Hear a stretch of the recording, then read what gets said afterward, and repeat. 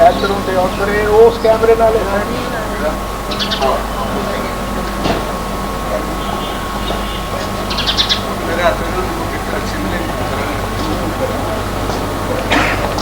کھاتے ہیں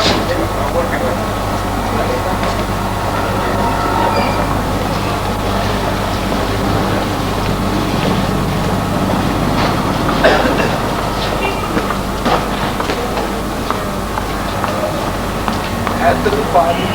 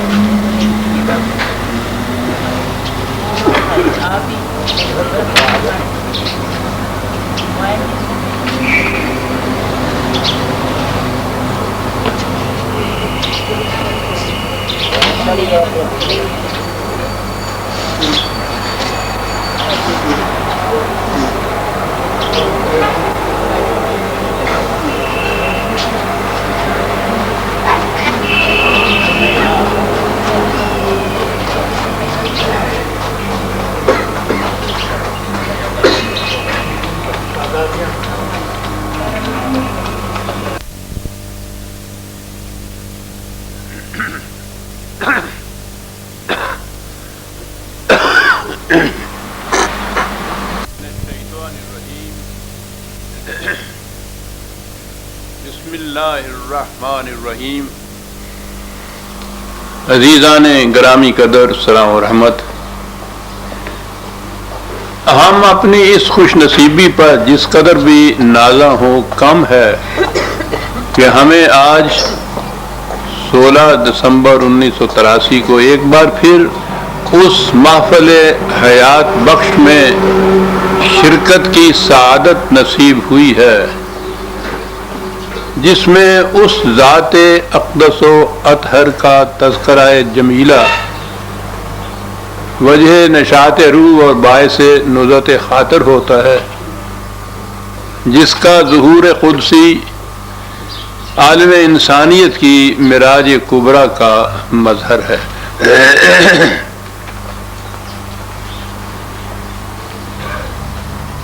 اس تقریب کو عرف عام میں عید میلاد النبی صلی اللہ علیہ وسلم کہا جاتا ہے.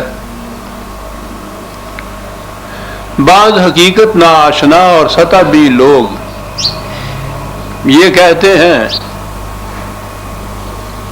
کہ نبی کی حیثیت معاذ اللہ ایک ڈاکیے کی سی ہوتی تھی، وہ خدا کا پیغام لوگوں تک پہنچا دیتا تھا اور بس. یہ حقیقت سے ناآشنائی ہی نہیں بلکہ ایک باطل عقیدہ ہے. خدا سے وحی پانے کا نام نبوت ہے، اور اس کے بعد رسالت کا فریضہ یہ ہے یا یہ ہوتا تھا کہ اس وحی کے مطابق ایک معاشرہ، ایک نظام، ایک مملکت قائم کی جائے جس کے خوشگوار اور حیات بخش نتائج سے دنیا دیکھ لے کہ خدا کی وحی پر عمل پیرا ہونے سے یہ زندگی کس طرح سے جنت بن جاتی ہے. نبی اکرم صلی اللہ علیہ وسلم نے اسی قسم کے معاشرہ کے قیام کی ابتدا کی. یہ ظاہر ہے کہ معاشرہ یا مملکت انسانوں کے ہاتھوں ہی سے قیام میں آتی ہے، تو اس کے لیے حضور کا پہلا فریضہ ان انسانوں کا انتخاب تھا جو اس عظیم مقصد کو بروئے کار لانے کا ذریعہ بنتے۔ اسلام سے پہلے عرب کی جو حالت تھی اس کے متعلق مجھے کچھ تفصیل سے کہنے کی ضرورت نہیں، آپ احباب کو معلوم ہے۔ دنیا بھر کے عیوب اور ضمائم اس معاشرے میں موجود تھے، لیکن آپ نے تو اسی معاشرے سے، انہی لوگوں میں سے ان کا انتخاب کرنا تھا جو اس عظیم و جلیل مقصد کو بروئے کار لانے کا ذریعہ بنتے۔ فراست نبوی سب سے پہلے ان افراد میں کے تلاش میں نکلتی تھی جن میں ایسے انسان بن جانے کا امکان، یعنی بیسک صلاحیتیں تو ان کے اندر موجود ہوں، ان صلاحیتوں کی تعلیم و تبلیغ و تزکیہ سے وہ اس مقام پر آ جائے کہ جو پھر اس قسم کا معاشرہ قائم کر سکے۔ یہی وہ افراد ہیں جنہیں صحابہ کبار رضی اللہ تعالیٰ عنہم کہا جاتا ہے، یہی وہ جماعت ہے جسے قرآن نے ملت کہہ کے یا امت کہہ کے پکارا ہے۔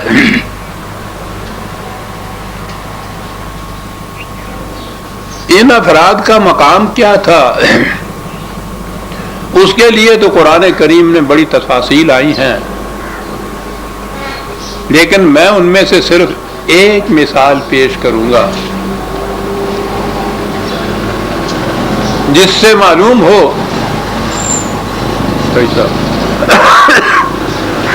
معلوم ہو کہ خود خدا کی نظروں میں ان اصحاب کا مقام کیا تھا۔ تو سب سے بڑی شہادت تو یہی ہو سکتی ہے، نبی اکرم صلی اللہ علیہ وسلم پر ہم درود بھیجتے ہیں، عام معانی میں اسے درود کہا جاتا ہے، اور درود کی جو عظمت، اہمیت اور فضیلت ہے وہ ہمیں معلوم ہے۔ اس کے لیے خود قرآن کا ارشاد ہے یا اللہ کا ارشاد ہے کہ ان اللہ و ملائکتہ یصلون علی النبی۔ عام ترجمہ اس کا یہی ہے کہ اللہ اور اس کے فرشتے نبی پر درود بھیجتے ہیں، یصلون یہ لفظ آیا ہے۔ درود و صلات اور یہ آیت یہ تو ہم بارہا بار سنتے چلے آ رہے ہیں، لیکن اسی سورہ احزاب میں چند ہی آیات پہلے ایک اور آیت ہے، اور میں نے دیکھا ہے کہ اسے بہت کم سامنے لایا جاتا ہے۔ پہلی آیت میں ان اللہ و ملائکتہ یصلون علی النبی ہے، یہ دوسری آیت ہے 33/43، اس میں ہے کہ هو الذی یصلی علیکم و ملائکتہ، اے جماعت مومنین، اے صحابہ کرام، اللہ اور اس کے فرشتے تم پر بھی درود بھیجتے ہیں۔ آپ دیکھ رہے ہیں کہ قرآن کی یا خدا کی شہادت کیا ہے، جن الفاظ میں نبی اکرم صلی اللہ علیہ وسلم کے متعلق کہا کہ ان اللہ و ملائکتہ یصلون علی النبی، بعین ہی انہی الفاظ میں یہ کہا کہ هو الذی یصلی علیکم و ملائکتہ، تم پر بھی اے ملت اسلامی، اے امت محمدیہ، اے صحابہ کبار، اے ساتھی حضور کے، والذین معہ قرآن نے کہا ہے، انہی الفاظ میں ان کے متعلق ہے۔ تو اس سے آپ اندازہ لگا لیجئے کہ مقام کیا تھا ان کا جنہیں حضور نے اس مقصد کے لیے تیار کیا تھا۔ رسول کا کام قانون سازی نہیں ہوتا، قانون تو خدا کی طرف سے ملے ہوئے تھے۔ رسول کا مشن، اس کا کام انسانیت سازی تھا، وہ انسان ایسے بنایا تھا کہ جو اس عظیم مقصد کو بروئے کار لانے کا ذریعہ بن جائے۔ اسی سٹف میں سے وہ انسان منتخب کرنے تھے، اور پھر اس کے بعد یعلمہ الکتاب والحکمہ ویزکیہم، تعلیم سے، کتاب اور حکمت کی تعلیم سے، تزکیے سے ان کو پھر اس قسم کا انسان بنانا تھا۔ سٹف وہاں سے ملتا تھا، لیکن اس کے لیے بھی تو نگاہ نبوی کی ضرورت تھی، جو تلاش کرے کہ اسی معاشرے میں وہ کون افراد ہیں جو اس طرح کی تعلیم و تزکیہ سے اس معیار پر پورے اتریں گے۔ ویسے تو یہ پوری امت تھی، سارے صحابہ کبار تھے، ان میں کسی میں کوئی تفریق نہیں کی جا سکتی کہ قرآن کریم نے ان سب کو مومن حقہ کہا ہے، ان سب کے متعلق کہا ہے محمد الرسول اللہ والذین معہ۔ لیکن میں ان میں سے آج کی اس نشست میں صرف ایک کا ذکر کروں گا، اور وہ ہیں فاروق اعظم حضرت عمر رضی اللہ تعالیٰ عنہ، اور وہ اس لیے کروں گا کہ ان کے دور خلافت میں یہ نظام اپنی محسوس اور مکمل شکل میں سامنے آیا، اور ہماری خوش بختی ہے کہ تاریخ نے اس میں سے جو اصولی اور بنیادی خطوط تھے وہ محفوظ کر دیے، اور اس سے ہم اگر، جیسا کہ میں نے اپنی کتاب شاہکار رسالت میں کیا ہے، اس سے اس پورے نظام کی شکل سامنے آ جاتی ہے۔ آج بھی بڑا چرچا ہے اسلامی نظام کا، تو میں نے آج کی اس محفل اقدس کے لیے عنوان یا موضوع ہی یہ تجویز کیا ہے کہ نظام اسلامی کو قائم کرنے والے لوگ کیسے تھے۔ تو ان میں سے صرف مثال کے طور پر میں ان کا تذکرہ جلیلہ آپ کے سامنے پیش کرتا ہوں، اور یہ کہ نگاہ نبوی نے کس طرح سے اس پورے ذخیرے میں سے آپ کو منتخب کیا اور اپنی طرف کھینچ لیا۔ یاد رکھیے، مقناطیس یا میگنیٹ کی طرف فولاد کے ذرے کھینچ کے آتے ہیں، مٹی اور ریت کے ذرے نہیں آتے ہیں، اور اس کے لیے تو تاریخ میں بڑی عجیب چیز آئی ہے کہ نبی اکرم صلی اللہ علیہ وسلم نے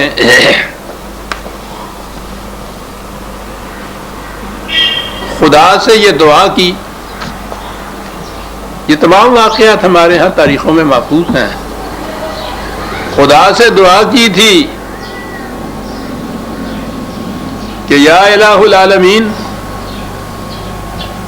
اسلام کو ابو جہل یا عمر ابن خطاب کے ذریعے تقویت بخش، ان دونوں میں سے جو بھی تجھے محبوب ہو اسے مشرف با اسلام فرما۔ اس دعا کے معنی یہ ہے کہ نگاہ نبوی نے یہ بھانپ لیا تھا۔ ابو جہل کا نام بھی عمر تھا، یہ حضرت عمر بن خطاب کا ماموں تھا۔ ان دونوں کا معاشرے میں کیا مقام تھا، ان کی صلاحیتیں کیا تھی، اس کا اندازہ تو حضور کی اس دعا سے لگ سکتا ہے کہ کہا گیا تھا کہ ان دونوں میں سے کسی ایک کو مجھے عطا کر دے، خدا سے یہ کہا گیا تھا۔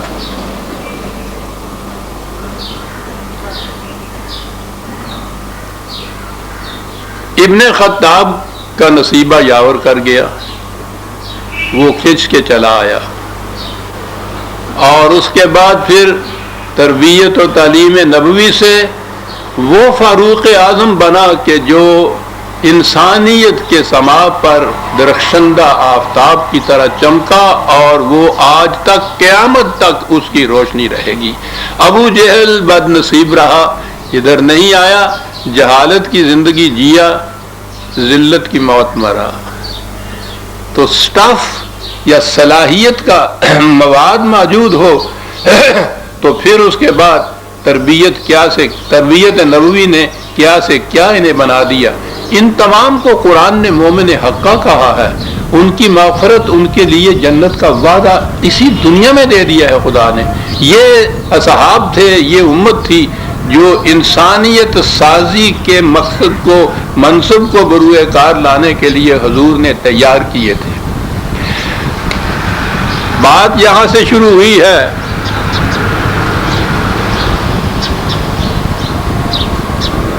تو میں حضرت عمر رضی اللہ تعالیٰ عنہ کے اسلام لانے کا واقعہ بھی پیش کر دوں آپ کے، عام طور پہ جو واقعہ پیش کیا جاتا ہے وہ کچھ صحیح نظر نہیں آتا.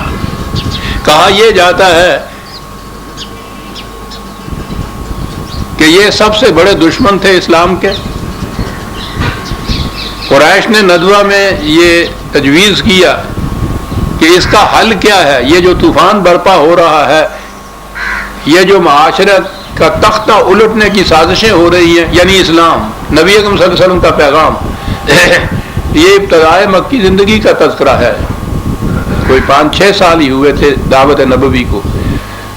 تو یہ کہا کہ اس کا طریقہ یہ ہے کہ نبی اکرم صلی اللہ علیہ وسلم کو معاذ اللہ قتل کر دیا جائے، ختم کر دیا جائے. اور اس کے لیے حضرت عمر، عام روایت یہ ہے کہ آپ تیار ہوئے، آپ جا رہے تھے، راستے میں ایک شخص ملا، اس نے کہا کہ کہاں جا رہے ہو؟ انہوں نے کہا کہ یہ ہے میرا ارادہ. تو اس نے کہا کہ وہاں جو جا رہے ہو پہلے اپنے گھر میں تو جھانک کے دیکھو وہاں کیا ہو رہا ہے. تمہاری بہن اور تمہارا بہنوئی وہ اسلام لا چکے ہیں. آگ بگولا ہو گیا یہ سن کر. اس گھر میں آئے تو دیکھا کہ بہن قرآن کی کچھ آیات پڑھ رہی تھی. ان کو بے حد غصہ آیا، سخت مزاج تو تھے ہی، بہن کو بھی پیٹا، بہنوئی کو بھی پیٹا، لہو لہان کر دیا. لیکن اس کے بعد بہن کی زبان سے جو قرآن کی آیات، چند آیات سنی تو دل پگھل گیا، ارادہ بدل گیا، ذہنیت بدل گئی، اور پھر وہ جا کے اسلام لائے. میں نے کہا ہے نا کہ یہ اگر درایت کی روح سے دیکھا جائے تو یہ صحیح بات نظر نہیں آتی. حضرت عمر رضی اللہ تعالیٰ عنہ مکے میں سارے 17 آدمی تھے جو کچھ لکھنا پڑھنا جانتے تھے، اور یہ ان میں قریب کہیے سر فہرست تھے.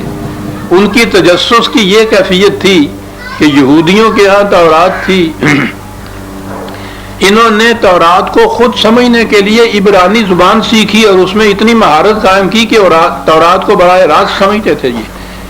یہ اپنے سفر میں تجارت کی غرض سے مختلف دوسرے ملکوں میں جاتے تھے تو اپنا کام کے بعد وہاں کے ارباب دانش و بینش سے ملتے، ارباب فکر سے ملتے، ان سے باتیں کرتے، یہودیوں عیسائیوں کے جو احبار و رہبان سے ان سے ملتے. تو جس کے تجسس کی یہ کیفیت ہو، آپ سوچتے ہیں کہ مکے میں 6 برس سے ایک تاریخ اس طرح سے تیزی سے آگے بڑھ رہی ہو کہ اس نے ایک قیامت برپا کی ہوئی ہو. عربی زبان میں وہ قرآن ہو جو جس کی وہ تلاوت کرتے تھے یہ صاحب، تو عمر اس سے بے خبر رہا تھا 6 سال تک. اور پتہ اس وقت چلا کہ صرف کسی نے کہا کہ تمہاری بہن اور بہنوئی مسلمان ہوئے، اور وہاں ایک آیت سن لی انہوں نے اور اس کے بعد اسلام لے آئے. اتفاق سے اتفاق حسنہ ہے کہ حضرت عمر کے اسلام لانے کا واقعہ خود ان کی زبان سے بھی تاریخ میں موجود ہے. انہی کی زبان سے سنیے کہ وہ واقعہ بھی بڑا دل نشیں اور دل آویز ہے. انہوں نے کہا کہ جاہلیت میں شراب کا رسیہ تھا. میں نے عرض کیا نا کہ وہ تو جاہلیت عرب میں یہ تمام زمان پائے جاتے تھے ان لوگوں میں. شراب کا رسیہ تھا. ہر شب ہم یاران قدا خار کی ایک رنگین محفل جمع کرتی تھی. ایک رات میں گیا تو وہاں کسی کو موجود نہ پایا. میں کئی ایک اور مقامات میں پہنچا، لیکن اتفاق کہ شراب مجھے وہاں بھی نہ ملی. اب میں نے سوچا کہ یوں گھر لوٹنے کی بجائے کعبے کا طواف ہی کرتا جاؤں. حریم کعبہ میں سناٹا تھا. دیکھا کہ ایک شخص تنہا محو عبادت ہے اور اونچی آواز سے کچھ پڑھ رہا ہے. غور کرنے پر معلوم ہوا کہ وہ محمد الرسول اللہ صلی اللہ علیہ وسلم ہے. میں نے دل میں کہا کہ موقع اچھا ہے، دیکھوں کہ یہ شخص تنہائی میں کیا کرتا اور کیا کہتا ہے. دبے پاؤں آگے بڑھا.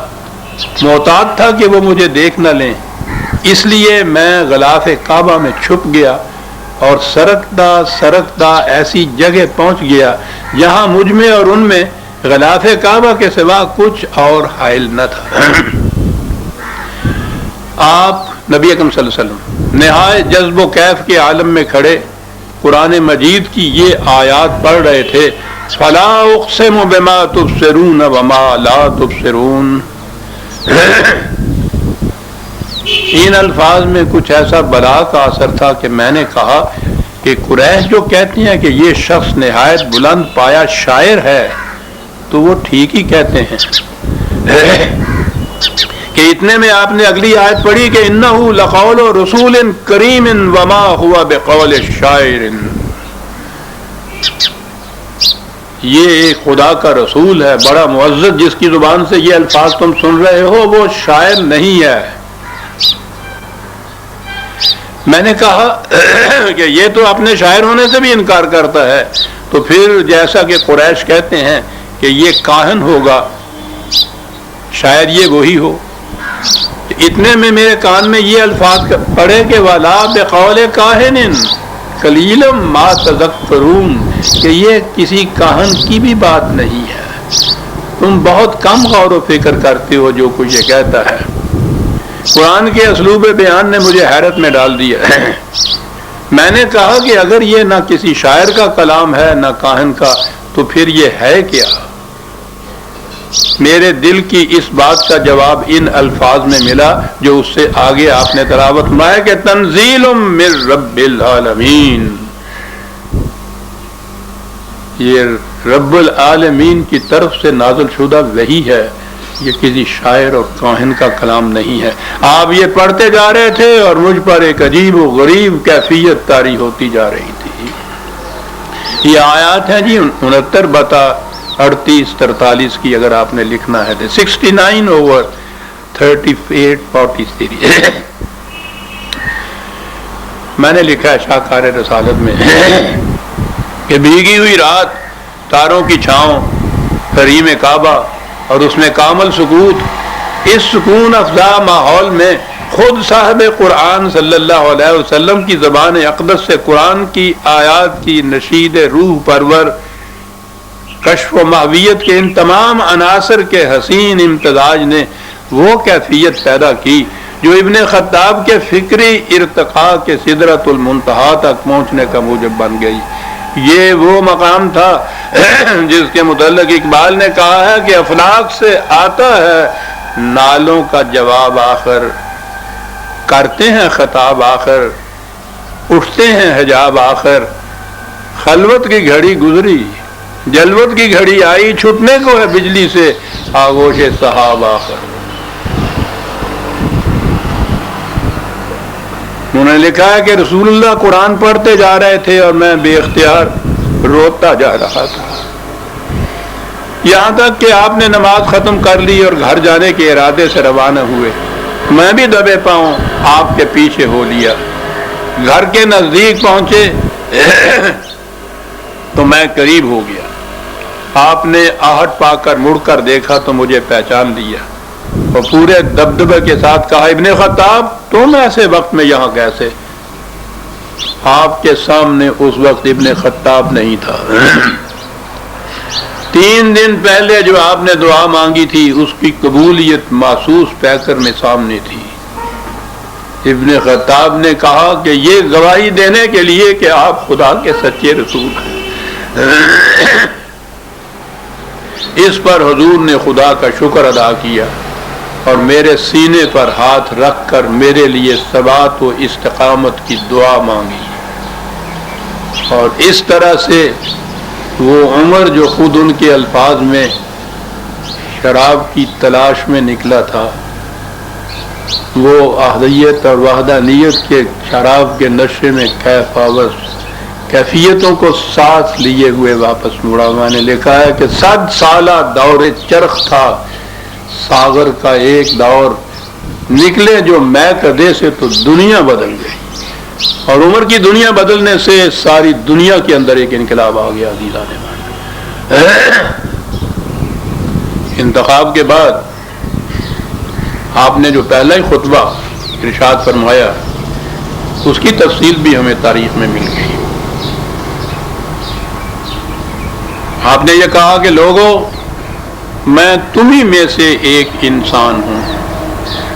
سب سے پہلا اعلان اتنے بڑے ایک حاکم کا کہ میں تمہیں میں سے ایک انسان ہوں، اگر مجھے خلیفہ رسول اللہ صلی اللہ علیہ وسلم کی حکم عدولی گوارا ہو سکتی تو میں ہرگز یہ ذمہ داری قبول نہ کرتا۔ آپ نے یہ الفاظ ایسے خلوص اور انکساری کے ساتھ کہے کہ سامعین کے دل کی گہرائیوں میں اتر گئے۔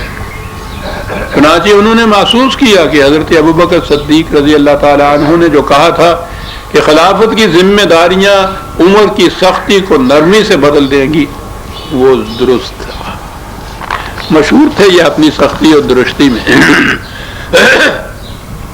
اس کے بعد حضرت عمر نے کہا کہ لوگوں، میں خدا سے 3 دعائیں مانگتا ہوں، تم آمین کہو۔ انہوں نے آسمان کی طرف نگاہ اٹھائی اور نہایت عجز و الہا کے ساتھ کہا، بار الہ، میں سخت ہوں، مجھے حق کی موافقت، اپنی رضا طلبی اور احساس آخرت کے لیے نرم کر دے۔ یہ کہہ کر آپ خاموش ہو گئے۔ سامعین نے آمین کہا تو آپ نے دوسری دعا مانگی، یا اللہ، میں کمزور ہوں، مجھے قوی بنا دے تاکہ میں دین کے دشمنوں، منافقوں اور فحش کاروں کا مقابلہ کر سکوں، لیکن ایسا قوی نہیں کہ میں ان کے حق میں ظالم بن جاؤں اور ان پر دست درازی کرنے لگ جاؤں۔ آپ پھر خاموش ہو گئے۔ مجمع پر سناٹا طاری تھا۔ لوگوں نے آمین کہا تو آپ نے بدرگاہ رب العزت عرض کیا کہ یا اللہ، میں بخیل ہوں، مجھے امور خیر کے لیے سخی بنا دے، لیکن اس سخاوت میں ریاکاری کا شائبہ نہ ہو۔ مجمع پر سکوت چھا رہا تھا۔ تھوڑے سے وقفے کے بعد آپ نے فرمایا، ایھا الناس، اللہ نے میرے 2 رفقا کے بعد مجھے تم میں باقی رکھا ہے تاکہ وہ میرے ذریعے تمہاری اور تمہارے ذریعے میری آزمائش کرے۔ اور فرما رہے ہیں آپ منصب خلافت کیا ہے؟ ان کے ذریعے ان کی آزمائش کرے۔ تمہارا جو معاملہ میرے سامنے آئے گا میں اسے کسی دوسرے پر نہیں چھوڑوں گا بلکہ خود سر انجام دوں گا۔ البتہ جو معاملہ ایسا ہوگا جس میں مجھے دوسروں کی معاونت کی ضرورت ہوگی تو اس کے لیے میں حتی الامکان ایسے لوگوں کو متعین کروں گا جن کی صداقت اور امانت میں شبہ نہ ہو۔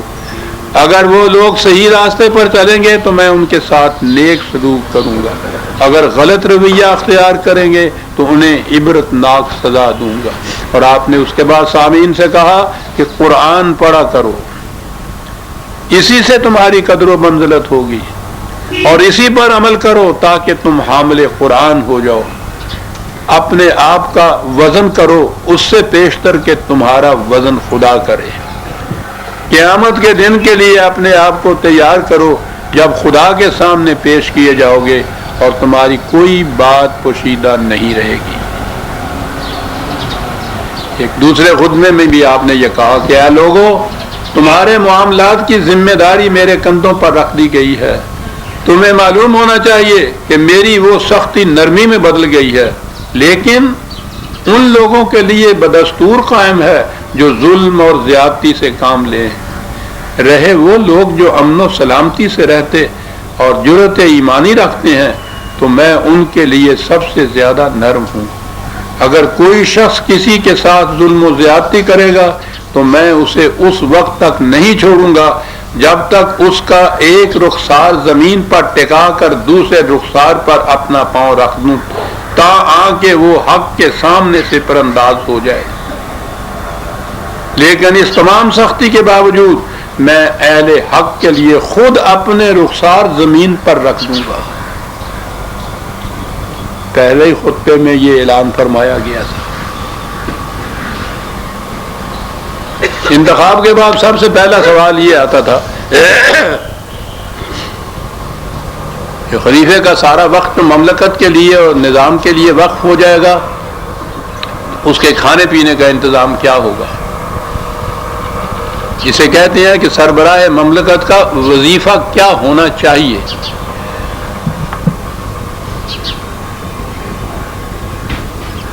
اجازت دیجیے کہ اس سے پیشتر حضرت صدیق اکبر کے متعلق یہ عرض کروں کہ سب سے پہلے نبی اکرم صلی اللہ علیہ وسلم کے سال کے بعد یہ معاملہ وہاں پیش ہوا تھا، کیونکہ وہ پہلے خلیفہ تھے کہ ان کا وظیفہ کیا ہونا چاہیے، وہ مملکت سے کتنا لینے کے حقدار ہیں۔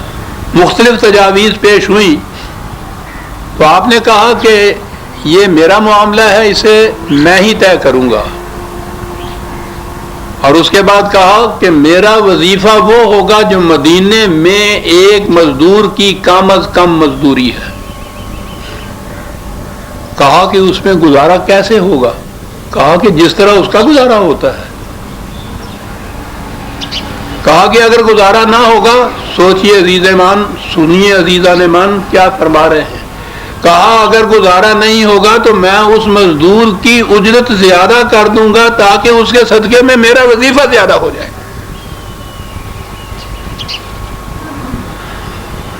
یہ تو انسان جو نبی اکرم صلی اللہ علیہ وسلم نے تیار کیے تھے. حضرت عمر رضی اللہ تعالیٰ عنہ نے کہا کہ میرا وظیفہ کپڑوں کے 2 جوڑے، ایک سردی کا ایک گرمی کا، حج اور عمرہ کے لیے ایک ایک احرام، اور میرے اہل و عیال کے لیے اتنا فی کس کھانا جو قریش کے ایک آدمی کی خوراک ہے، نہ اس سے زیادہ نہ اس سے کم. اس کے بعد میں مسلمانوں کا ایک فرد ہوں، جو ان کا حال سو میرا حال. یہ کپڑے کس قسم کے تھے اور کھانا کیسا، یہ ذرا آگے چل کے ہمارے سامنے آتا ہے. اور اب ہم آگے بڑھتے ہیں.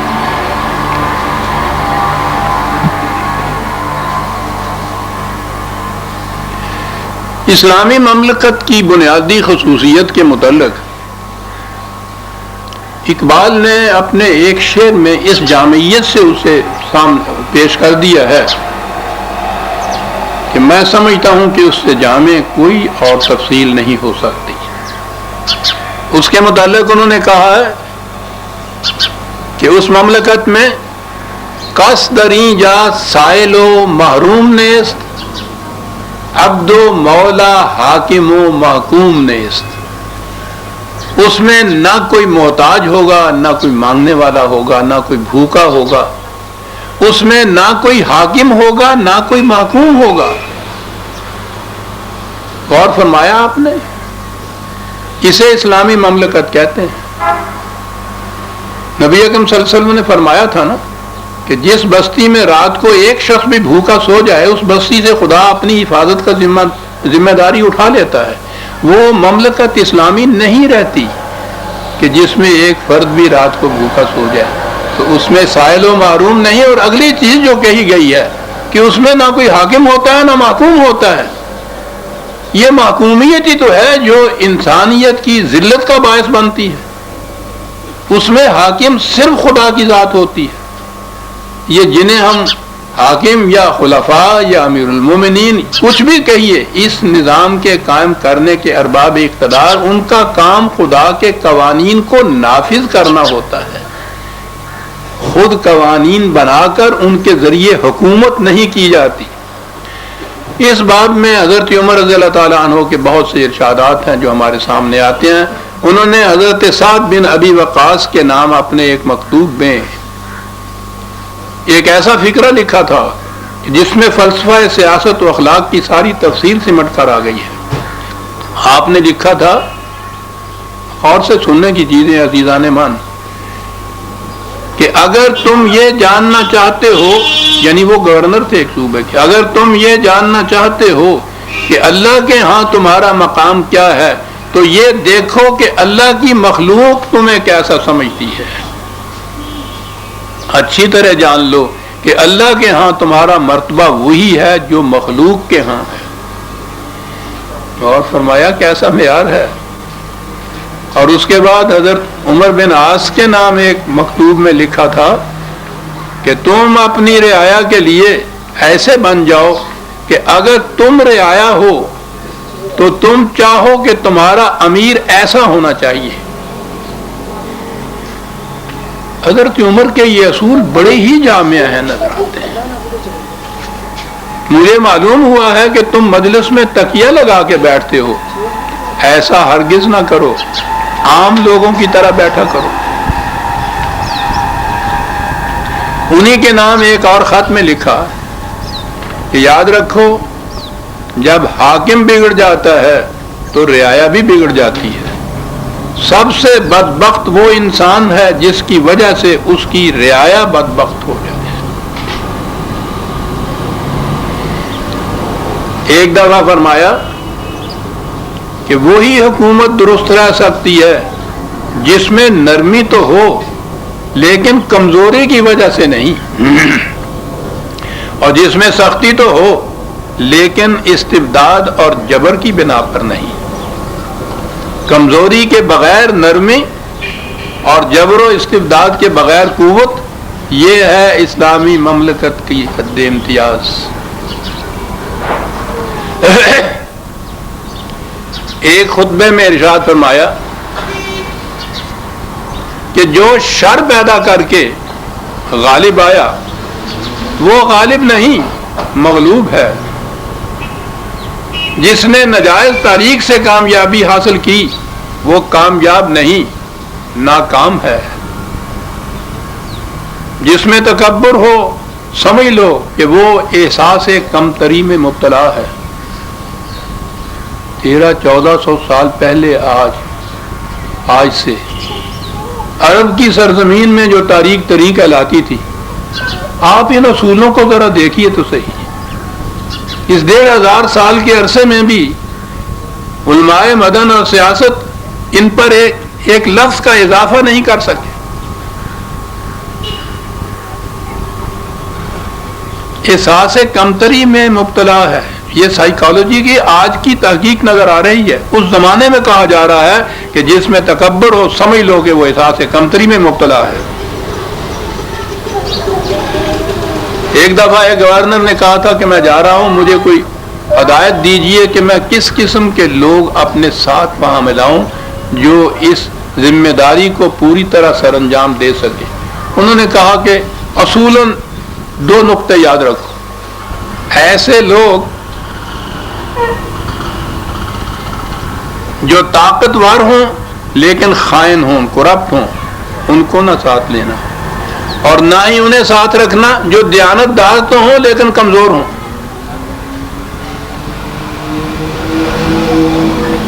کمزور دیانت دار اور صاحب قوت خائن، ان سے محتاط رہنا، اور پھر اور جس قسم کے جی چاہے آدمی ساتھ ملا لینا، کوئی خطرہ نہیں ہوگا تمہیں۔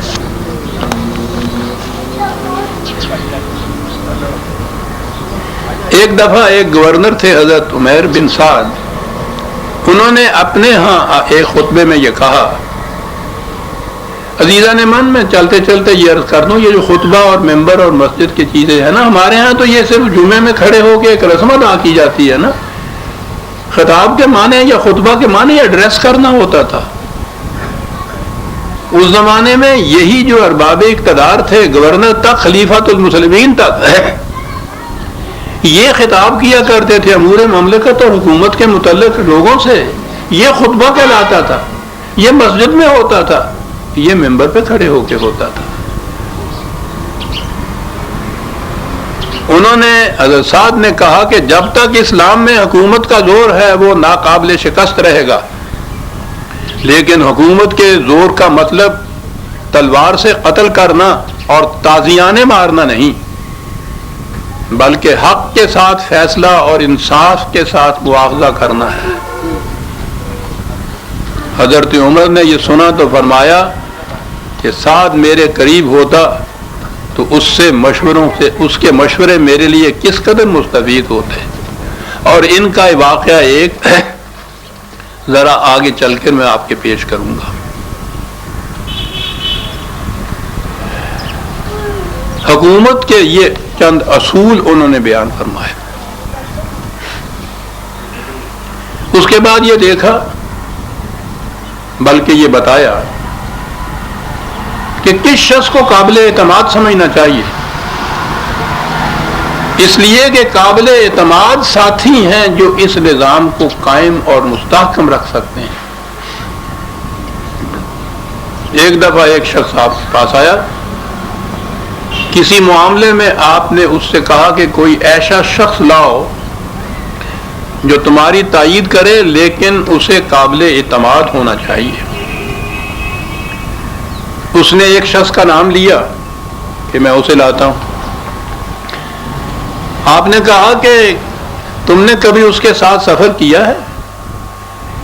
اس نے کہا کہ نہیں، ایسا تو نہیں ہے۔ پھر پوچھا کہ تم کبھی اس کے ساتھ ہمسائے میں رہے ہو، اس کے ہمسائے میں رہے ہو؟ کہا کہ ایسا بھی نہیں ہوگا۔ پھر پوچھا کہ کیا اس کے ساتھ تمہارا کبھی کوئی معاملہ پڑا ہے؟ اس نے کہا کہ نہیں۔ جب اس نے یہ اس پہ بھی نہیں کہا تو کہا کہ پھر تمہیں کیا معلوم ہے کہ وہ قابل اعتماد ہے؟ تم نے صرف مسجد میں اس کو سر جھکاتے سر اٹھاتے دیکھ لیا اور سمجھ لیا قابل اعتماد ہے۔ یہ معیار نہیں اعتماد کا، اعتماد کا معیار یہ ہے جو میں بتا رہا ہوں۔ انسان کا انسان کے ساتھ معاملہ کیسا ہے، اور یہی دین ہے عزیزان من، یہی معیار ہے صداقت کا، یہی اعمال صالح ہیں۔ دین آتا ہے یہ سکھانے کے لیے ہے کہ انسانوں کا انسانوں کے ساتھ معاملہ کیسا ہونا چاہیے۔ حکومت کے بعد دیانت اور امانت کا سوال آتا ہے، اور یہ بڑا اہم سوال ہے۔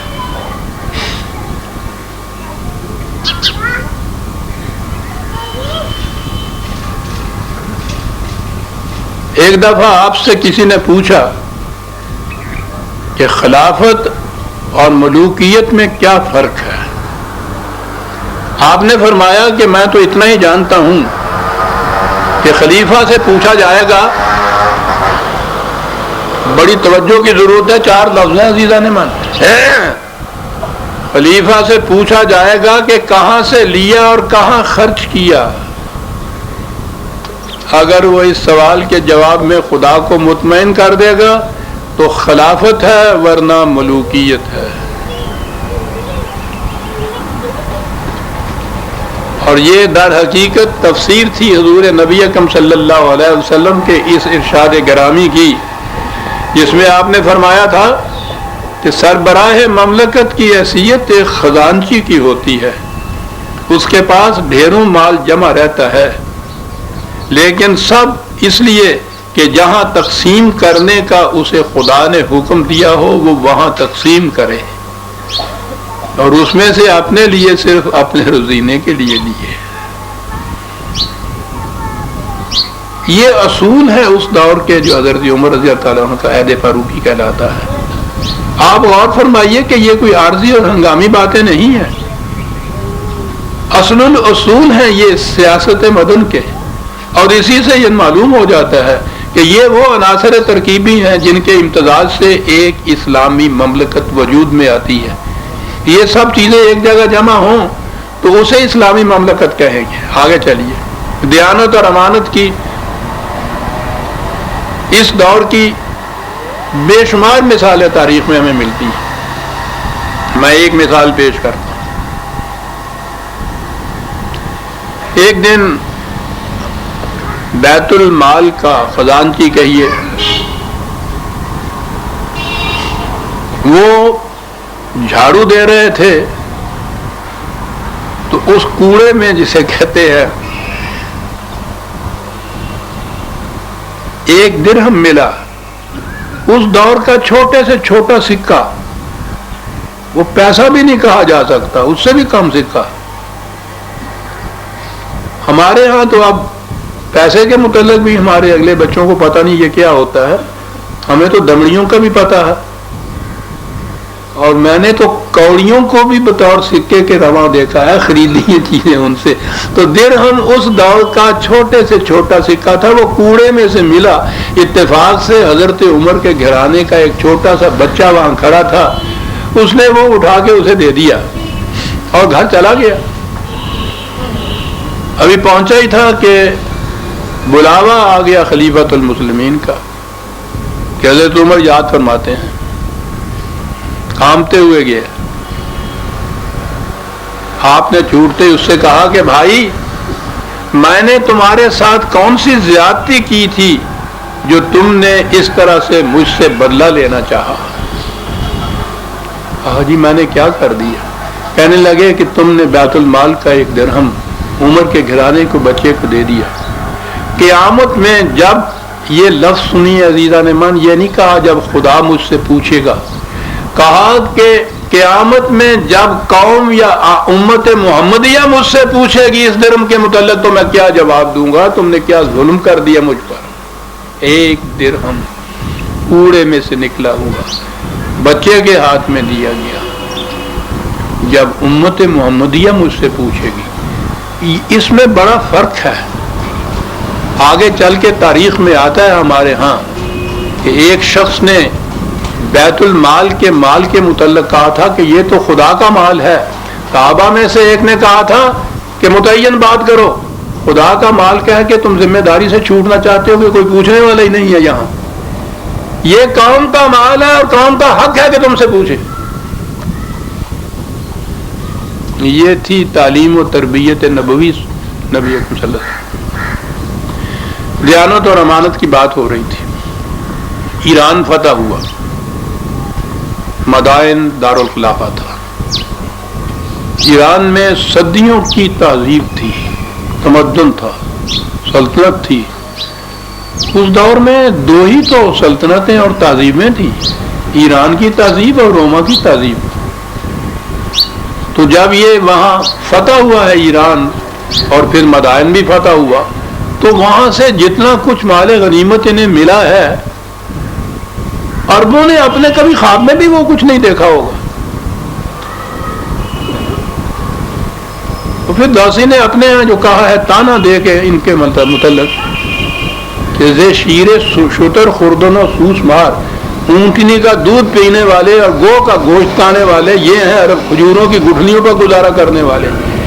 ان کو جو یہ ملا وہاں سے مال غنیمت، بے شمار دولت، زرکار، اتنے بڑے قالین تھے کہ وہ جب آئے ہیں مدینے میں سمجھ میں نہیں آتی تھی کہاں بچھائیں۔ کوئی گھر اتنا بڑا تھا ہی نہیں جس میں وہ قالین سما سکتا۔ ڈھیروں کے ڈھیروں وہ سارے جتنے بھی تھے وہ تو مرکز میں بھیجنے تھے۔ حضرت سعد بن وقاص تھے، انہوں نے اس سب کو مرکز میں بھیج دیا، ساتھ ایک خط لکھا اور کہا یہ کہ آپ کو یہ مال غنیمت کا ڈھیر اور یہ نوادرات دیکھ کے بڑی خوشی ہوئی ہوگی، لیکن اس سے زیادہ خوشی اس خبر سے ہوگی جو میرے اس خط میں آپ کو ملے گی۔ اور وہ خبر یہ ہے کہ یہ مال ساری مملکت میں مختلف مقامات میں بکھرا پڑا تھا۔ آپ کے یہ سپاہی مختلف مقامات میں موجود تھے جہاں انہیں کوئی دیکھنے والا نہیں تھا، انہیں یہ سارا مال ملا۔ ان میں سے کسی نے ایک سوئی بھی اپنے لیے نہیں رکھی، سارے کا سارا آ کر مرکز میں ڈھیر کر دیا۔ کہا کہ عمر ہے نا یہ خبر ایسی کہ جس پر اس مال غنیمت کے مقابلے میں زیادہ خوشی ہو؟ آپ نے خط پڑھا، آنکھوں میں آنسو ڈبڈبائے اور کہا کہ اس قسم کی دیانت اور امانت کی مثال اور کہاں مل سکتی ہے؟ حضرت علی رضی اللہ تعالیٰ عنہ پاس کھڑے تھے۔ کہا عمر تمہیں معلوم ہے کہ یہ تمہارے سپاہی اس قدر امین اور دیانتدار کیوں ہیں؟ کہا فرمائیے۔ کہا اس لیے کہ تم امین اور دیانتدار ہو۔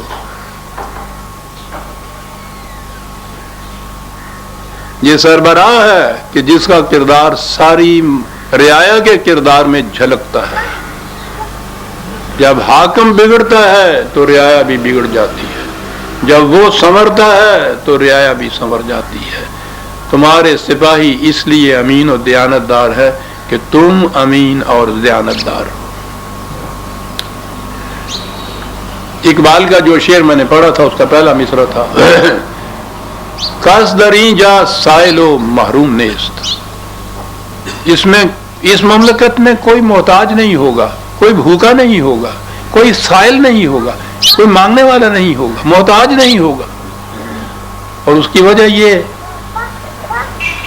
کہ اس سلطنت کی، اس مملکت کی بنیادی ذمہ داری ہر فرد مملکت کی رزق کی ذمہ داری ہوتی ہے۔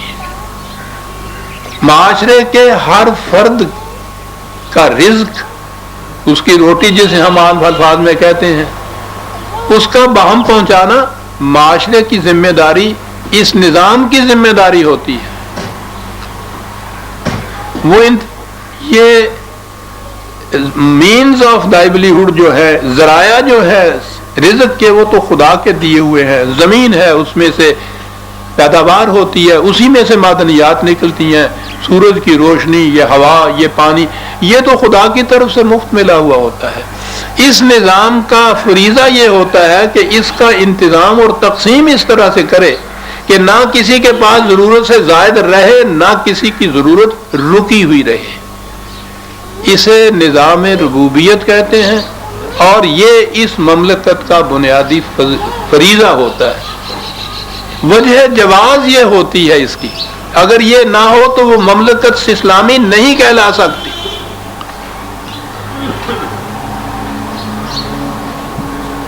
اس کی مثال خود امیر المومنین کیسے قائم کرتے تھے. ایک دفعہ قحط پڑا، وہ قحط کے لیے مختلف قبائل جو تھے وہ مرکز مدینے کی طرف ہجوم کر کے آ گئے. آپ نے پہلا حکم تو یہ دیا کہ شہر میں کسی مسلمان، یعنی مسلمان ہی تو تھے وہاں، کسی کے گھر میں خود کچھ نہیں پکے گا اور وہاں نہیں کھایا جائے گا. جو کچھ کسی کے گھر میں ہے وہ سارا باہر آ جائے گا، دسترخوان پہ رکھا جائے گا، اور مشترکہ طور پر سارے مل کے اس کو کھائیں گے جتنا کسی کے حصے میں آئے. چنانچہ آپ خود بھی اس کے اندر بیٹھے ہوئے تھے. وہاں سوکھی روٹی اور زیتون کا تیل یہ تھا جو ملتا تھا. آپ اس کے عادی نہیں تھے. کچھ دنوں کے بعد صحابہ نے، ساتھیوں نے، دوستوں نے دیکھا کہ آپ کی صحت پر اس سے بڑا برا اثر پڑ رہا ہے، رنگ کالا پڑ گیا ہے، آپ کمزور ہوتے چلے جا رہے ہیں. تو انہوں نے آپ سے کہا کہ یہ تو بہت بڑا خطرہ ہے جو ہم مول لے رہے ہیں. آپ یہ نہ کیجئے، آپ اپنی جو عام غذا تھی اس کو جاری رکھیے. آپ ایسا کیوں کرتے ہیں؟ یہ کیوں کا جواب آپ نے دیا عزیزان من. فرمایا کہ مجھے لوگوں کی تکلیف کا احساس کس طرح ہو سکتا ہے جب تک مجھ پر بھی وہی نہ بیتے جو لوگوں پر بیتتی ہے. مجھ پر اس کا احساس مجھے کیسے ہو سکتا ہے جب ذاتی طور پہ بھی میں اپنے اوپر وہ کچھ وارد نہ کروں جس میں سے یہ عوام گزر رہے ہیں. اس لیے میں وہی کھا رہا ہوں جو یہ کھا رہے ہیں. اس قسم کے سربراہان مملکت کی موجودگی میں عزیزان من، رعایا کو سر بفلک ایوان شاہی کی طرف سر اٹھا کر باسد حسرت و یاس یہ کہنے کی ضرورت نہیں پڑتی کہ تمہیں خاک ساروں کی کیا خبر، کبھی نیچے اترے ہو بام سے. جو بام سے نیچے نہیں اترتا وہ اسلامی مملکت کا سربراہ نہیں ہو سکتا. جس پہ وہ کچھ نہیں گزرتی جو ایک عام آدمی پہ گزرتی ہے، حضرت عمر کے معیار کے مطابق، قرآن کے معیار کے مطابق، وہ اس کا سربراہ نہیں ہو سکتا. وہ یہ معلوم کرنے کے لیے کہ مملکت کے ہر فرد کو رات کو روٹی مل رہی ہے، سارا دن امور مملکت میں مصروف رہتے، اور جب ساری دنیا سو جاتی تو اٹھ کر گشت کرتے، یہ معلوم کرنے کے لیے کہ کوئی بھوکا تو نہیں. اسی گشت میں ایک دن دیکھا قبائلی لوگ یا مدینے ذرا باہر خیموں میں ہی عام طور پہ رہا کرتے تھے. ایک خیمے سے بچوں کے رونے کی آواز آ رہی تھی. دیکھا تو ایک خاتون بیٹھی چولہا جلائے ہوئے تھی، اس پر ہنڈیا بھی رکھی ہوئی تھی، بچے رو رہے تھے اور وہ باتوں سے اس کا جی بہلا رہی تھی. آپ نے پوچھا کہ کیا کر رہی ہو، ان کو کچھ کھانے کو دیتی کیوں نہیں ہو، کب تک یہ ہنڈیا چڑھی رہے گی اور یہ بچے روتے رہیں گے؟ اس نے کہا کہ ہنڈیا میں کھانے کے لیے کچھ نہیں، بچوں کو بہلانے کے لیے خالی پانی ہنڈیا میں چڑھا رکھا ہے، میں انہیں کھانے کے لیے کیا دوں؟ تیسرا وقت آ گیا، رو پڑے. کہا کہ تم نے باب خلافت میں اس کی اطلاع بھیجی ہے کہ تمہارے پاس کھانے کے لیے نہیں ہے؟ سنیے عزیزان من، ایک بدو عورت خیمے میں بیٹھی ہوئی یہ جواب دے رہی ہے. سوچئے کہ ان کا شعور سیاست کتنا بلند ہو گیا تھا. آپ نے کہا تھا کہ تم نے اطلاع بھیجی ہے خلیفہ کو کہ میرے پاس کھانے کو نہیں ہے. اس نے کہا کہ جو شخص حاکم ہو کر رعایا کے حالات سے بے خبر رہے اس تک شکایت پہنچانے کا فائدہ کیا ہے؟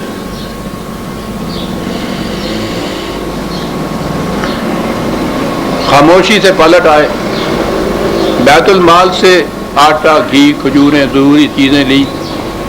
خادم کہہ لیجئے, معاون کہہ لیجئے, اسلم ان کے نام تھے, وہ ساتھ تھے. انہوں نے کہا کہ لائیے میں اٹھا کے لے چلوں. کہنے لگے کہ اسلم اب یہ معاملہ انسان اور انسان کے درمیان نہیں رہا, اب یہ معاملہ عمر اور اس کے خدا کے درمیان رہا ہے, اور خدا نے کہا ہے کہ کوئی بوجھ اٹھانے والا دوسرے کا بوجھ نہیں اٹھائے گا. یہ میرا بوجھ ہے, یہ میں خود اٹھا کے لے کے جاؤں گا. خود اٹھا کے لے گئے, خود پکایا وہاں اس کے ساتھ مل کے, بچوں کو کھلایا. بہت خوشی سے وہ جھوم رہے تھے. اس عورت نے کہا کہ خلیفہ بننے کے مستحق تو تم تھے, پتہ نہیں کس نے عمر کو خلیفہ بنا دیا. تم تھے.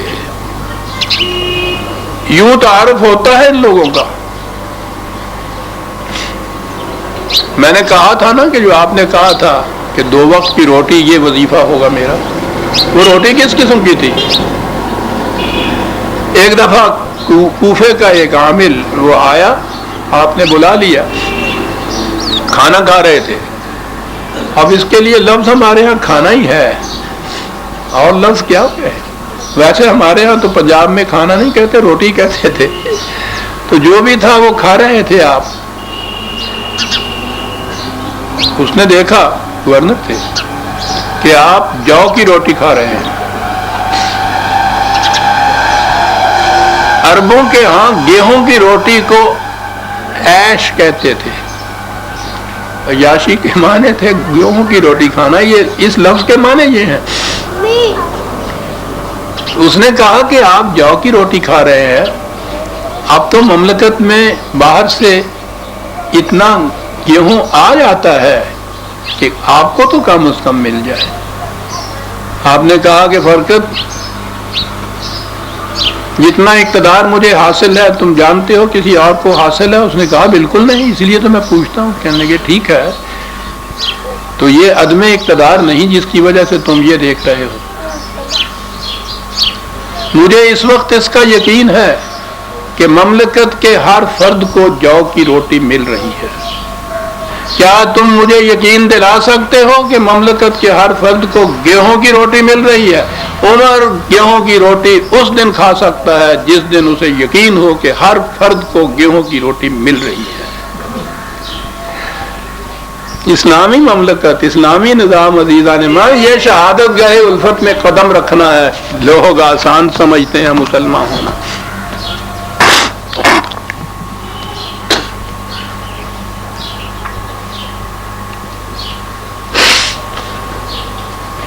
اور یہی وہ بنیاد تھی جس پر قوانین اور سزاؤں کی عمارت استوار ہوتی تھی. میں نے عرض کیا کہ وہ جو اقبال نے کہا ہے کہ نیست این کار فقیہاں اے پسر, اسلامی مملکت کا قائم فقہ کے قانونوں کے ذریعے سے نہیں ہو سکتا. قوانین اس زمانے میں بھی تھے, چوری کی سزا اس زمانے میں بھی تھی, لیکن آپ کو اس واقعہ کا شاید علم ہو کہ ایک صحابی تھے حاتب بن بلتعہ, ان کے ملازمین نے کسی کی اونٹنی چرا کر ذبح کی, کھایا بھی, پکڑے گئے, جرم کا اعتراف کیا, قاضی نے سزا دی, اناؤنس کی, اعلان کیا. آپ نے کہا کہ نہیں, مجھے ان مجرموں سے پوچھنا تو چاہیے کہ مملکت میں یا کم از کم مدینے میں ایسے حالات ہیں تو اس کے باوجود انہوں نے یہ چوری کیوں کی. ان سے پوچھا, انہوں نے کہا کہ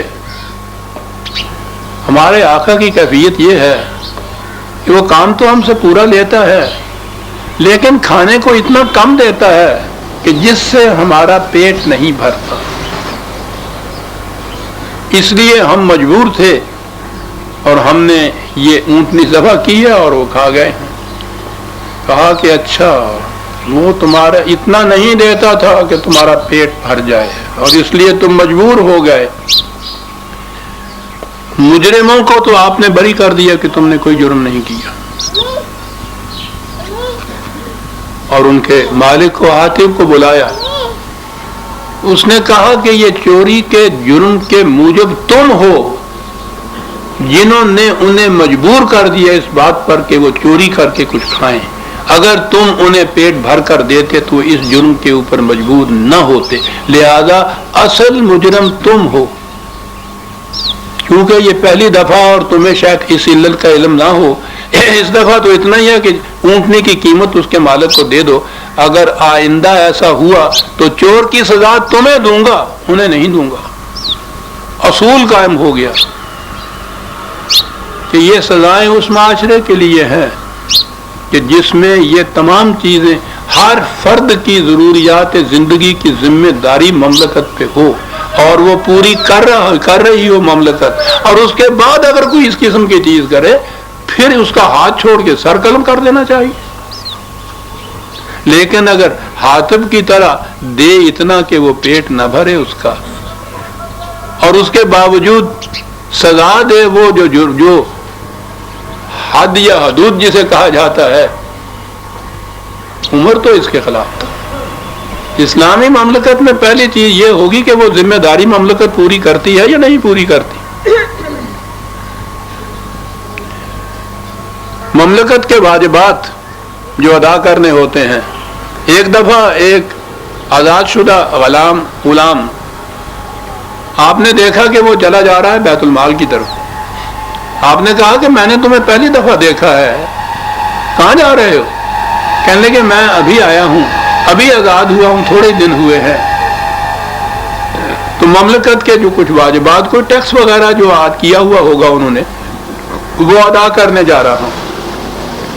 آپ نے کہا کہ تم تو ابھی ابھی کہتے ہو آیا ہوں، کیا اس مملکت نے تمہارے لیے کچھ کیا بھی ہے جو تم یہ دینے جا رہے ہو؟ کہنے لگے نہیں، میں تو ابھی وارد ہوں، نو وارد ہوں، میرے لیے تو نہیں کیا. کہنے لگے جب تک مملکت تمہارے لیے کچھ نہ کرے مملکت کا کچھ تمہارے اوپر واجب نہیں ہوتا. جاؤ اگلے سال آنا جب مملکت تمہارے لیے کچھ کر دے. رائٹس اینڈ ریسپانسبلٹی کا سوال بہت لوگوں کو سلاتا ہے. اہم بات یہ ہے ہر ذمہ داری جو پوری کی جائے اس سے ایک حق واجب ہوتا ہے. ذمہ داری پوری نہ کی جائے تو یہ اصول حضرت عمر کے جو بیان کیے ہیں، ذمہ داری پوری نہ ہو تو حق واجب نہیں ہوتا. رائٹ سے کرو ہوتا ہے ہر ریسپانسبلٹی کے پورا کرنے پر. بھیج دیا واپس اس کو.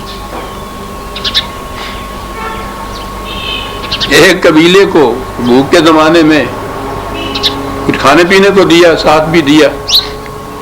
انہوں نے کہا کہ آپ کا شکریہ.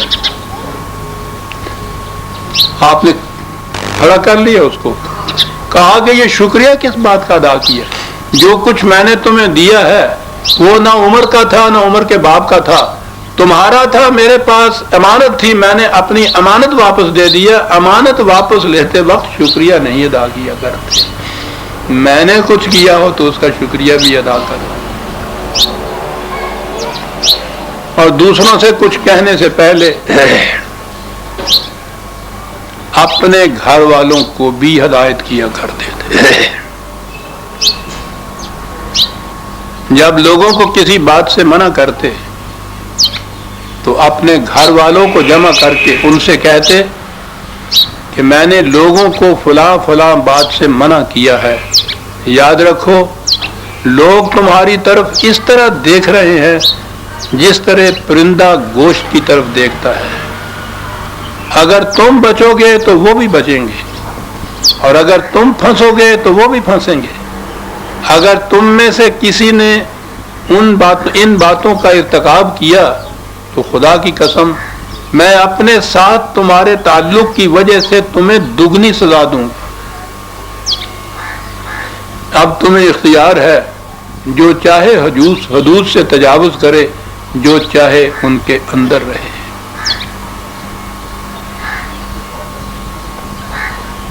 ایک دفعہ رشتے دار تو ایک طرف رہا، ایک شخص تو آپ نے کہا کہ میں تمہیں عزیز رکھتا ہوں، اپنا دوست بنانا چاہتا ہوں، اس نے ہاتھ جوڑ کے کہا کہ سرکار معاف کیجئے گا، یہ آپ کی ساتھ دوستی میری ہوئی تو جو مراعات مجھے عام انسان کی حیثیت سے اس وقت حاصل ہے ان سے بھی میں معلوم ہو جاؤں گا۔ احساس ذمہ داری اس حد تک نبی اکرم صلی اللہ علیہ وسلم کے ازواج مطہرات جو تھیں حضور کی وفات کے بعد خلافت کی طرف سے جو چیز کوئی عطیات وغیرہ باہر سے کوئی اس قسم کی چیزیں تحفہ آتی تھی تو آپ ان میں تقسیم کیا کرتے تھے ازواج مطہرات میں، اور اس میں سب سے آخر میں جو حصہ بچتا تھا وہ حضرت حفصہ رضی اللہ تعالی عنہا کو دیا کرتے تھے، کیونکہ وہ آپ کی بیٹی بھی تھی۔ کئی دفعہ انہوں نے شکایت بھی کی کہ اب اس میں میرا کیا جرم ہے کہ میں آپ کی بیٹی ہوں، تو مجھے سب سے آخر میں حصہ ملتا ہے، وہ بچا کھچا جسے کہتے ہیں۔ کہنے لگے کہ بیٹی، دل میں اس وقت آ جاتا ہے کہ شاید بیٹی ہونے کی وجہ سے تمہیں باقیوں سے کچھ زیادہ دے دوں تو اس کی بات پرس ہوگی مجھ سے۔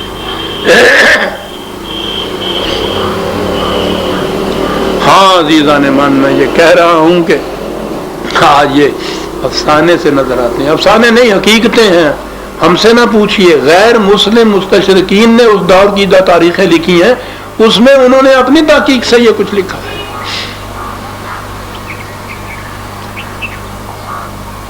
ذہنوں میں یہی ہے حضرت عمر کے متعلق کہ درہ ہاتھ میں ہوتا تھا اور اس کو بھی مار اس کو بھی مار، وہ ہنٹر اور وہ کھال ادھیڑ دیتے تھے، بالکل غلط ہے۔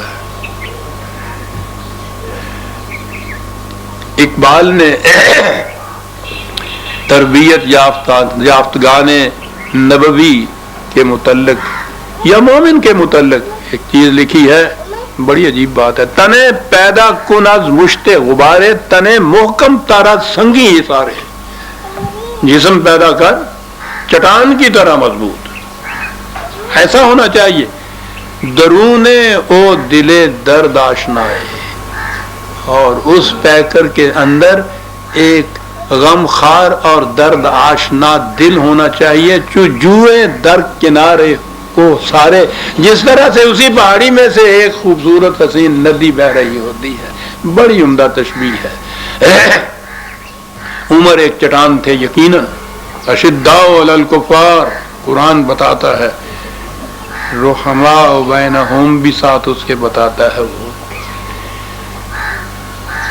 اس چٹان جیسے سینے کے اندر دل درداشناک کس قسم کا تھا؟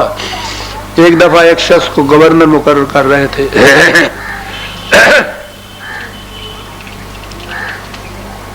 کاتب کو حکم نامہ لکھا رہے تھے، ایک بچہ آیا چھوٹا سا کھیلتا ہوا اور وہ حضرت عمر کی گود میں بیٹھ گیا۔ آپ نے اس کو پیار کیا۔ اس شخص نے جنہیں گورنری کے لیے منتخب کیا تھا اور حکم نامہ لکھا جا رہا تھا، انہوں نے کہا کہ آپ بچوں کے ساتھ اس قسم کا پیار کرتے ہیں؟ میرے 5-6 بچے ہیں، ان میں سے کسی کو ضرورت نہیں ہوتی کہ میرے پاس بھی پھڑک جائے۔ آپ نے کہا کہ اگر اللہ نے تمہارے سینے میں دل کی جگہ برف کی کاش رکھ دی ہو تو اس میں میرا کیا قصور ہے؟ اور اس کے بعد کاتب سے کہا کہ یہ جو حکم نامہ میں نے لکھایا ہے اس کو پھاڑ دو، یہ گورنر نہیں بن سکتا۔ جو شخص اپنے بچوں کے ساتھ رحم اور محبت سے پیش نہیں آ سکتا وہ رعایا کے ساتھ محبت کہاں کرے گا؟ درون او دل درد آشنائے، چو جوئے در کنارے کو سارے۔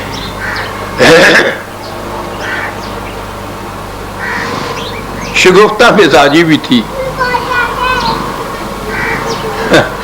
ایک دفعہ دیکھا ایک بدو نماز پڑھ کے دعا مانگ رہا ہے، جلدی جلدی اس نے نماز پڑھی اور دعا مانگ رہا ہے کہ یا اللہ مجھے کوئی بہت بڑی خوبصورت حور دینا بیوی کے لیے۔ آپ نے سنا، ساتھیوں سے کہا کہ ذرا دیکھیے مہر کتنا چھوٹا باندھا ہے، بیوی کتنی بڑی مانگ رہا ہے.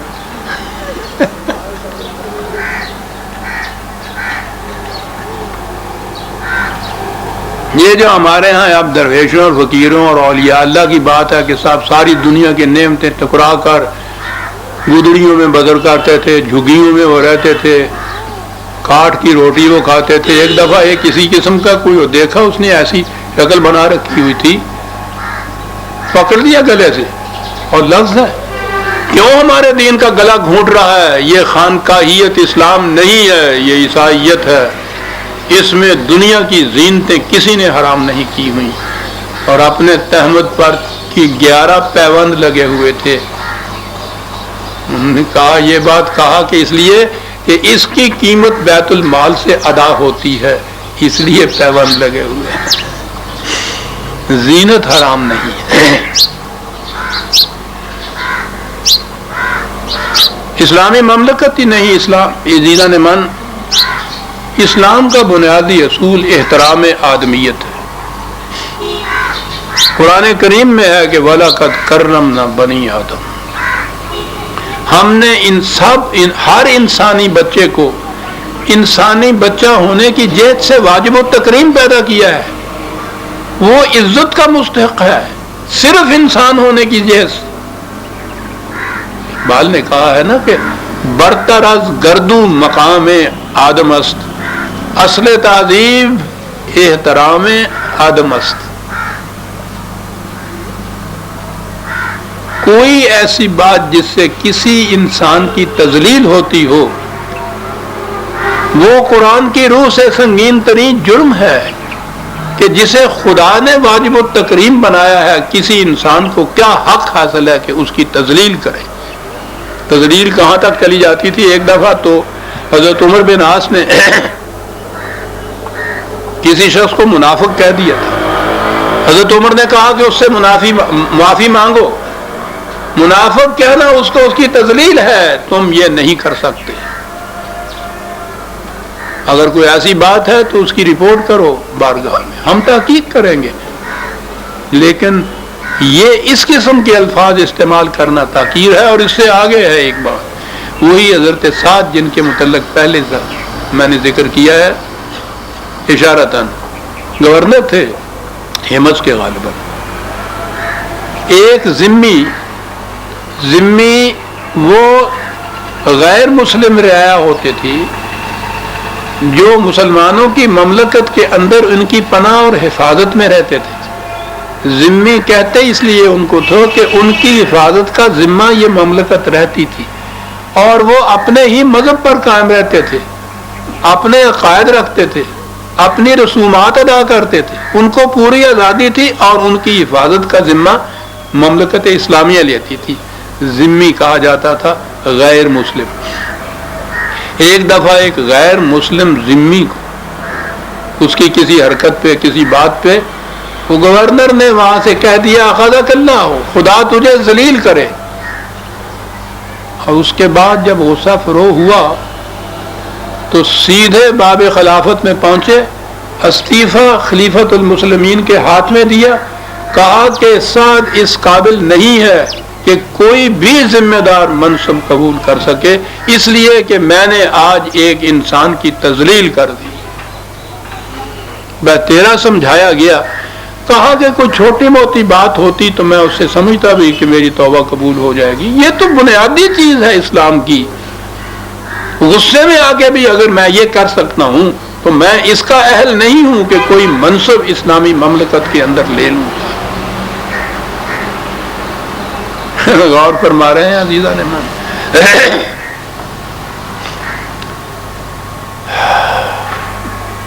اس طرح سے زندگی گزاری، اس دیانت اور امانت کے ساتھ، اس احساس ذمہ داری کے ساتھ کہ حکومت کا شائبہ تک نہ کہیں آنے پائے، کسی انسان کی تذلیل نہ ہونے پائے، کوئی فرد بھوکا نہ رہنے پائے. اور اس کے باوجود اپنے آخری وقت میں آپ کو معلوم ہے کہ آپ کو وہ فیروز لولو نے شہید کر دیا تھا. خنجر سے پیٹ چاک ہو گیا ہوا تھا، انتڑیاں کٹ چکی ہوئی تھی، درد کے شدت کے عالم میں صحابہ موجود تھے۔ اس وقت ایک ہی خیال تھا، تاریخ میں یہ ہے کہ آپ نے ایک سوکھا ہوا تنکا اٹھایا، کہا کہ ایک کاش میں عمر کے بجائے یہ گھاس کا تنکا ہوتا تو مجھ سے آخرت میں مواخذہ تو نہ کیا جاتا۔ صحابہ نے کہا کہ آپ کس مواخذہ سے ڈر رہے ہیں؟ آپ کی عمر ساری قرآن کریم کے احکام کو نافذ کرنے اور اس کے مطابق عمل کرنے میں گزری ہے۔ آپ نے تو ایک دنیا کو مومن بنا دیا ہوا ہے۔ ہم بشارت دیتے ہیں آپ کو کہ خدا کے ہاں آپ کی مغفرت ہوگی اور آپ کی جنت ملے گی آپ کو۔ ایک فکرہ سنیے اور وہ غالباً آخری فکرہ ہے۔ کہا کہ مجھے یہ خوف ستا رہا ہے کہ اگر عمر نے کسی پر ظلم کیا ہوگا اور اس کی فریاد آسمان پر پہنچی ہوگی تو عمر کی ساری نیکیاں صاحب عرش کے حضور بے وزن رہ جائیں گی۔ یہ خوف مجھے ستا رہا ہے۔ کسی ایک پر بھی ظلم کیا ہوگا اور اس کی فریاد خدا کے عرش تک پہنچی ہوگی تو اس سے مجھے بخشش نہیں مل سکتی۔ انتقال ہو گیا، وصیت یہ تھی، عمر امیر المومنین 10 لاکھ مربع میل مملکت کا حاکم سربراہ۔ بات ہوئی کہ جنازے کی نماز کون پڑھائے؟ روم کے ایک مزدور تھے، حضرت صہیب تھے، اسلام لے آئے ہوئے تھے مزدور، نگاہ دوڑائی، کہا کہ میرے جنازے کی نماز مزدور پڑھائے گا، وہ صہیب ہے جو پڑھائے گا۔ مزدور کا یہ مقام کہ وہ خلیفۃ المسلمین عمر کی نماز جنازہ پڑھا رہا ہے ان کے ارشاد کے مطابق۔ قبر کے لیے جی چاہتا تھا، نبی اکرم صلی اللہ علیہ وسلم کی قبر کے ساتھ روضہ طاہر میں حضرت صدیق اکبر کی قبر تھی، جی چاہتا تھا کہ وہاں میں بھی دفنایا جاؤں، خلیفۃ المومنین ہے۔ بیٹے سے کہا کہ حضرت عائشہ سے جا کے رضی اللہ تعالیٰ عنہ اس سے کہو کہ میری خواہش یہ ہے اگر آپ اجازت دیں تو وہاں مجھے دفنا دیا جائے۔ وہ اس لیے کہ وہ حجرہ حضرت عائشہ کہلاتا تھا نا۔ ان سے جا کے کہا، انہوں نے کہا کہ اگرچہ وہ جگہ میں نے اپنے لیے رکھی تھی لیکن میں عمر کو اپنے پر فوقیت دیتی ہوں، ان سے کہیے کہ میں نے اجازت دے دی۔ اجازت مل گئی، خوش ہو گئے، اور اس کے بعد بیٹے سے کہا کہ میرے مرنے کے بعد ایک دفعہ پھر جا کے پوچھنا، ہو سکتا ہے کہ میری زندگی میں انہوں نے میری خاطر یہ کہہ دیا ہو، مرنے کے بعد یہ بات بھی نہیں رہے گی۔ اصل وہ تعلق ہے جو کسی حاکم کے مرنے کے بعد رعایا کا اس کے ساتھ پیدا ہوتا ہے۔ پھر پوچھنا ایک دفعہ جا کر، اور پھر پوچھا گیا۔ عزیزان من، وقت ہوتا جا رہا ہے، یہ داستان بڑی حسین بھی ہے، بڑی غریب بھی ہے، نادر ہے، کہاں تک میں بیان کرتا چلا جاؤں گا۔ اپنے تو ایک طرف، دوسروں نے بھی ایسا خراج تحسین پیش کیا ہے حضرت عمر کے دور خلافت پر جس کی مثال کہیں نہیں ملتی۔ انسائکلوپیڈیا آف اسلام میں بڑی تفصیل سے آپ کے دور خلافت کے اوپر لکھا گیا ہے، اور آخر میں لکھا ہے کہ عمر کا زمانہ خلافت بظاہر شخصی حکومت کا دور نظر آتا ہے، لیکن اس میں اس کے باوجود کہ وہ ایک شخص کی حکومت تھی، اس میں جنون ملوکیت کا شائبہ تک دکھائی نہیں دیتا۔ وہ خدا کی حکومت تھی، کسی شخص کی حکومت نہیں تھی۔ اور اسلامی مملکت کا یہ امتیاز، جیسا کہ قائد اعظم علیہ الرحمہ نے اپنے خطبے میں جواب میں کہا تھا، امتیاز یہ ہے کہ اس میں حکومت کا حق کسی انسان کو نہیں ہوتا، حاکم صرف خدا ہوتا ہے، اور اس کا عملی ذریعہ اس کے کتاب کے قوانین و احکام کا نافذ کرنا ہوتا ہے۔ یہ ہوتی ہے اسلامی مملکت۔ اور یہ ہوتے ہیں وہ انسان جن کے ہاتھوں یہ مملکت قائم ہوتی ہے، مستحکم بنتی ہے. جیسا کہ اس تاریخ نے ہمارے سامنے پیش کر دی ہے، یہ انسان بنے بنائے گھڑے گھڑائے نہیں ملتے، یہ انسان بنانے پڑتے ہیں. سب سے پہلی چیز جو اس اسلامی مملکت کی بنیاد بنتی ہے وہ قانون سازی نہیں. عزیزان من، قانون تو موجود ہوتے ہیں کتاب میں، قرآن میں، وہ انسان سازی ہوتی ہے. اور ظاہر ہے کہ انسان تو وہی بنا سکتا ہے جو خود پہلے آپ انسان ہو. کوئی حیوان تو انسان نہیں بنا سکتا نا. پتھر کے بتوں میں سے تو آپ انسان بلکہ خدا تراش سکتے ہیں، وہ پیشے کی بات ہوتی ہے. انسان تو انسان ہی بنا سکتا ہے، اور اس انسان کا معیار وہ بھی خود نبی اکرم صلی اللہ علیہ وسلم نے بتا دیا. جب آپ سے پوچھا مخالفین نے، قریش نے، کہ اس کا ثبوت کیا ہے کہ آپ جو دعویٰ کر رہے ہیں نبوت کا کہ خدا کے ہاں سے مجھے یہ وحی ملتی ہے، آپ اس میں سچے ہیں اپنے اس دعوے میں، اس کا ثبوت کیا ہے؟ اس کا ثبوت کوئی معجزہ نہیں دکھایا گیا، کوئی دلائل نہیں دیے گئے. ثبوت ملاحظہ فرماؤ عزیزان من. میں نے کہا ہے نا کہ انسان وہی بنا سکتا ہے جو پہلے خود انسان بنا ہوا ہو. آپ نے فرمایا کہ میں نبوت کے بعد کی بات نہیں کر رہا. قد لبثت فیکم عمرا من قبلہ افلا تعقلون. میں نے اس دعوی نبوت سے پہلے ایک عمر تمہارے اندر گزاری ہے. میری اس عمر پہ نگاہ رکھ کے بتاؤ کہ وہ جھوٹے کی زندگی ہوتی ہے یا ایک سچے کی زندگی ہے. جو تمہارا جواب وہی میرا جواب ہے آپ کے سامنے، اور کوئی ایک فرد انگلی تک نہیں اٹھا سکا کہ آپ کی اس زندگی میں کوئی ایک بات بھی ایسی ہو جو قابل اعتراض ہو. یہ انسان وہ ہوتے ہیں کہ جو پھر دوسروں کو انسان بناتے ہیں. وہ تعلیم سے، تبلیغ کے تزکیے سے انسان بنتے ہیں پھر. اور یہ وہ انسان ہوتے ہیں کہ جن کے ہاتھوں سے اسلامی نظام، اسلامی مملکت کا قیام ہوتا ہے. یہ مرحلہ دشوار گزار ہے. یہ میں نے کہا ہے کہ یہ کہیں نہ بکتے ہیں انسان، نہ گھڑے گھڑائے ملتے ہیں. انسان نے جس انسان نے ان کو بنانا ہو، اقبال کہتا ہے کہ ہو صداقت کے لیے جس دل میں مرنے کی طرف، صداقت کے لیے جس دل میں مرنے کی طرف، پہلے اپنے پیکرے خاکی میں جان پیدا کرے. بہت مشکل ہے. اور پھر پھونک ڈالے یہ زمین و آسمان مستعار، اور خاک کس طرح سے آپ اپنا جہاں پیدا کرے.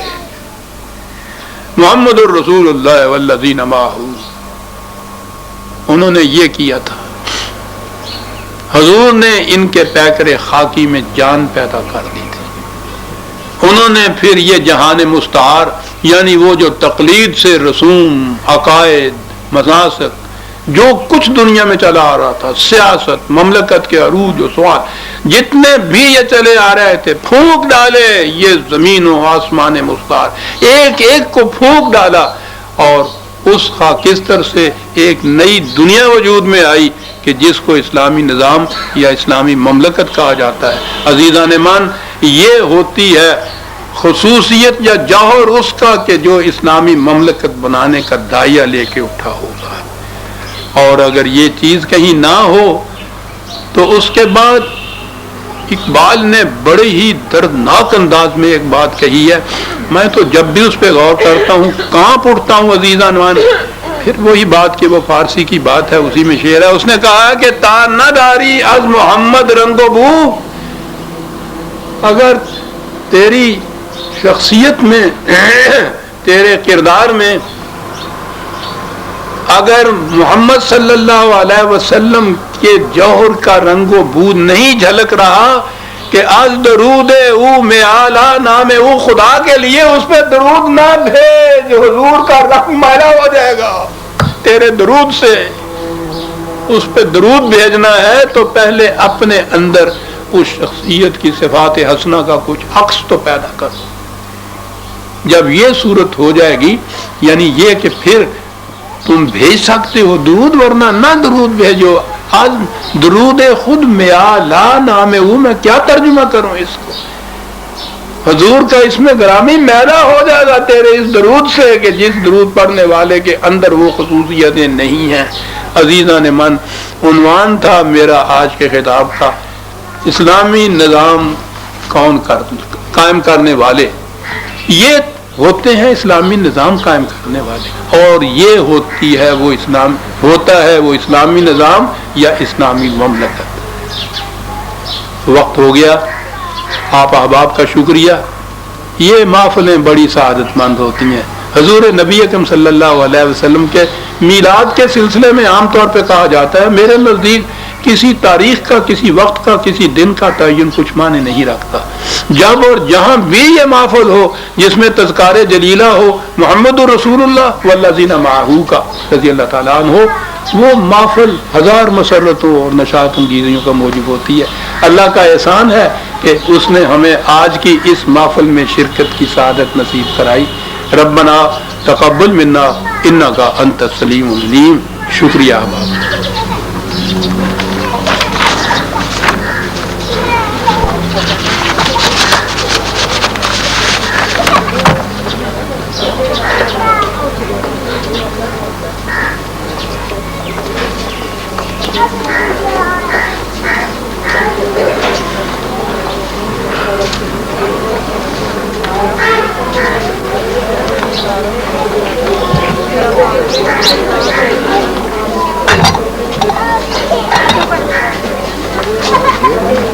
ضرور کی بے گئے میں نے وہ کھایا نہیں کچھ، تو کام آئیے کام.